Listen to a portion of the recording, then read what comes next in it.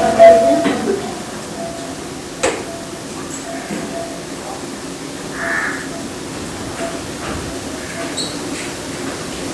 are now coming to a portion which describes the various arts and sciences that were flourishing in the country where Savitri was growing. And as we observed earlier, in describing the high water mark reached by these branches of learning, Sri Aurobindo indicates the ideal set before each of these sciences. After describing the various branches of learning, he comes back to the narrative of Savitri and says, these things she took in as her nature's food. Now, to begin where we left last time, first is a description of the science of mantra, the science of the potent word. The word was invested with the rhythm of higher spheres. The word was used as a hieratic means for the release of the imprisoned spirit into communion with comrade gods. The word, which is to link the human to the divine, it is first invested with a rhythm that belongs to the higher spheres.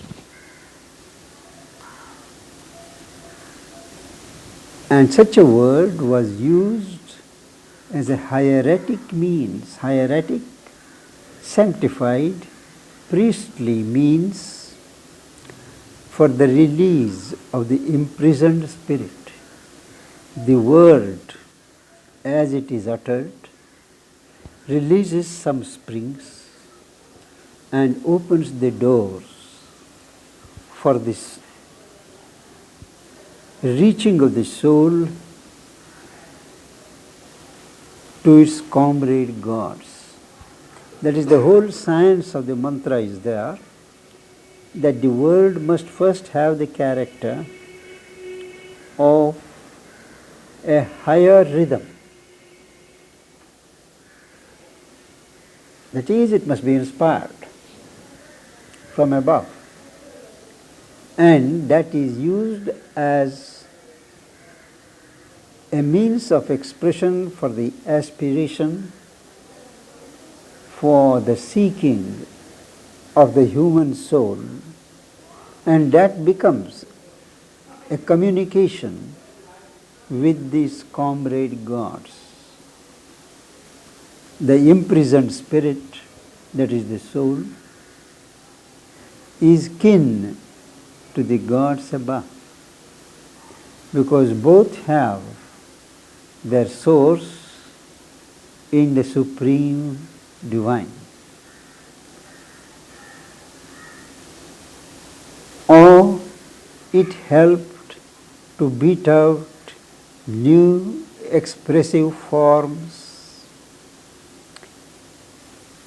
If word was not used to communicate with the gods, it helped to hammer new forms expressing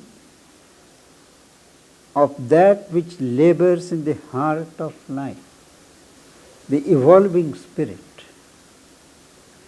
the spirit, the soul of nature, some immemorial soul in men and things, capital S, to indicate that it is the immanent soul, the divine spirit as immanent in this universe as the collective or the universal soul of things. Now these expressive forms belong to this immemorial, means nobody knows how long it has been there. Seeker of the unknown and the unborn, that immemorial soul in men and things, not only in human beings, but in things around, that is in the universe, and it seeks, seeker of the unknown and the unborn, carrying a light from the ineffable. But this soul which aspires from below, which pushes upwards from below, carries a light, carries a consciousness from the ineffable. It has come from there, and it is carrying a light from there. And that light is to rend the veil of the last mysteries, to break through the veil of the ultimate mystery, the mystery of creation, the mystery of manifestation. And as this soul from above reaches the unknown and the unborn, that last veil is sundered. This is as far as the poetic word used for spiritual purposes is concerned. Next, intense philosophies pointed earth to heaven.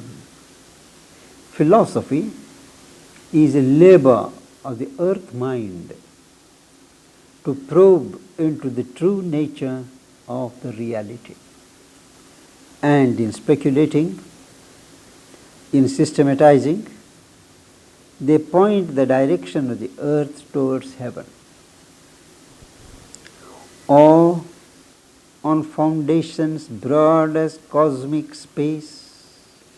They are not sectional, they are not individual, but they are as broad as cosmic space. Upraise the earth mind to superhuman heights. On the flight of the human mind, in its quest for the truth of things, the earth mind is raised to heights which are beyond the human level. That is the true role of philosophy.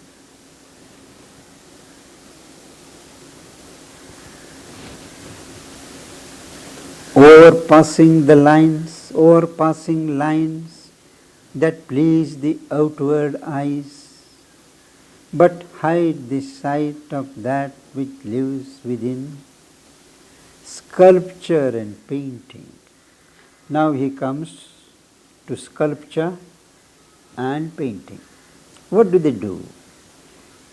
They, in their higher movement, overpass, go beyond the lines that please the outward eyes. When we see anything, a sculpture or a painting, our eyes are normally glued to the lines as physically drawn, the physical form. But the true artist, the true sculptor, goes beyond the outer form because these outer lines hide the sight of that which lives within. If you see only the external design, you lose sight of what is behind. The spirit that actuates, the spirit that is behind the design, the vision of the artist, they are hidden by external lines. And all true painting and sculpture go beyond these external lines, outlines. Now, sculpture and painting, concentrated sense, they help to concentrate the sense faculties upon an inner vision's motionless words.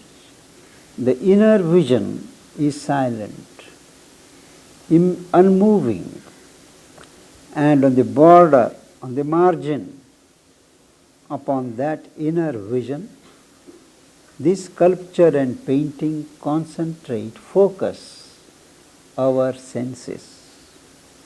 And in doing that, reveal a figure of the invisible. As you go on looking at it, the invisible reality assumes an outline, begins to take shape, unveiled all nature's meaning in a form. That nature has a meaning, and that meaning is revealed in a subtle form, or caught into a body, the divine. The whole divine spirit is captured in an apparent form. The body of sculpture, the body of painting, it captures the divinity. If only we know how to get through the external formation of design. Having mentioned sculpture and painting, he comes to the architecture. The architecture of the infinite, discovered here, its inward musing shapes, captured into wide breadths of soaring stone. The architecture he describes in 2 words. It is a soaring stone. The buildings, the construction, maybe the palaces, temples, any kind of building. He says it is a stone that soars, points to heaven. It is an aspiring stone that is erected by architecture. And in the wide breadths of the soaring stone, some inward musing shapes are discovered. At the first sight, you may just see the bland outline of a building, the pillars. But if you observe with an inner eye, you begin to discover there are inwardly contemplating shapes in each detail. Music brought down celestial yearnings. Music is not just a composition of the human mind, but the celestial, heavenly yearnings, heavenly aspirations, they are embodied in music, not human movements. Song held the merged heart, absorbed in rapturous depths. That is the heart merged in some emotion, some passion, intensity, It is absorbed in rapturous depths, and a song holds that heart, linking the human with the cosmic cry. That is, a song in its true nature should not only capture the movement of the heart in its rapturous depth, but also its correlation with the cry of the cosmos. That is, the individual song must express the anguish, the passion, the intensity of the want or the ecstasy of the cosmic being. Then comes dance, the world interpreting movements of the dance. Each movement of dance interprets something of the world. Each is significant, and each movement relates you to something in the cosmos. These movements of the dance molded, gave shape, idea and mood to a rhythmic sway and posture. An idea or a mood, they are given a swinging movement, rhythm, and molded into a posture. So a dance has both a certain posture expressing a particular state of consciousness, as also a sway, a swing of the dynamism of the mood which occupies the dancer at the moment. These are the ingredients of perfect dance, perfect music. Crafts, minute handicrafts or embroidery and things, by which you chisel things in marble, in gold, in metal. Crafts minute in subtle lines, eternized a swift moment's memory. The artist gets recollection in a swift moment, and he translates it, renders it into subtle lines, thereby eternizing what he recollected in a moment or what flashed across his mind in a second. He gives it a permanent form, a true craftsman. Crafts minute in subtle lines, eternized a swift moment's memory, or showed in a carving sweep, carvings, a cup's design, the underlying patterns of the unseen. We try to see, this is very faithful to nature, this he has reproduced very well, this is a fruit, this is an apple and all that. But true craft is, it renders the unseen patterns of the what is not visible. The unseen reality has certain lines and patterns. They base our external form, and the craftsman captures something of these patterns and showed in a carving sweep or a cup's design, the underlying patterns of the unseen. Poems in largeness cast like moving worlds, poems in large sweep.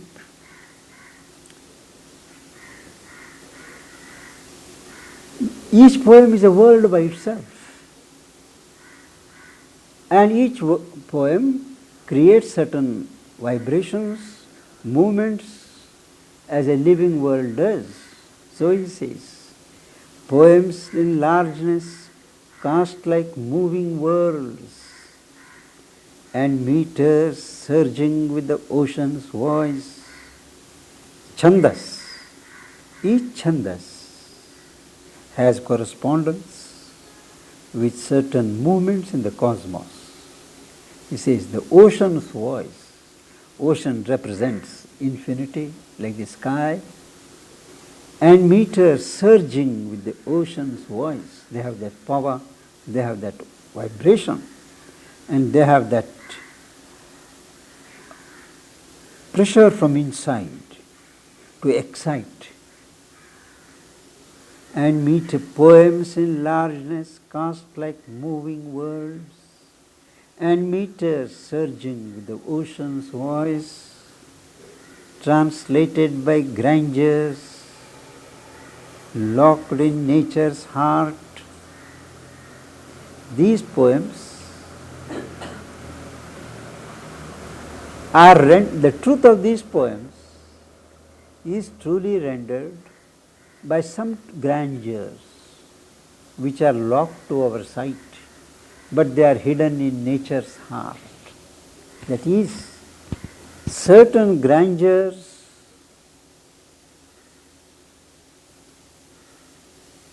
in the heart of nature, they inspire these poems. And that is why they have that vitality and that personality of moving worlds. But thrown now into a crowded glory of speech, till they are expressed in speech, these poems are only rendered by these hidden grandeurs in nature. But now they are thrown into a crowded glory of speech. The beauty and sublimity of our forms, the beauty and sublimity of the forms of nature, they are now thrown into the crowded glory of speech. The passion of our moments and our moods, natures, lifting the human word near to the gods. An inspired poem cast in this mold lifts the human word, the human speech, nearer the speech of gods. Then another science, it is astronomy. Man's eyes could look into the inner realms, what are not normally physically seen. Man's eyes could look into the inner realms. His scrutiny discovered numbers law. There is a law of numbers. And this scrutiny of man discovers that law, and on that basis organized the motions of the stars. Which star will be where? What is the course a star is going to take? All that the man's eye organizes the whole system, mapped out the visible fashioning of the world. The invisible fashioning is not mapped out. But this science, the external fashioning of the world is mapped out in a science like astronomy. And also the scrutiny of man's mind questioned the process of his thoughts, it raises doubt whether the thoughts are in right order, whether the thoughts are not untrue, or made a theorized diagram of mind and life. I suppose he means the science of psychology and biology. Questioned the process of his thoughts, or made a theorized diagram of mind and life, the movements of mind and the movements of life. They are diagrammatically analyzed and presented. So thus far, he has described these various aspects of culture and growth of consciousness. And then he says, these things is observed by Savitri as food for her nature. Nature's food. Then he says, but these alone could fill not her wide self. Her self was wider. And what all these human sciences could offer could not fill her wide self. The next sentence is rather long. I think we should take it up next time.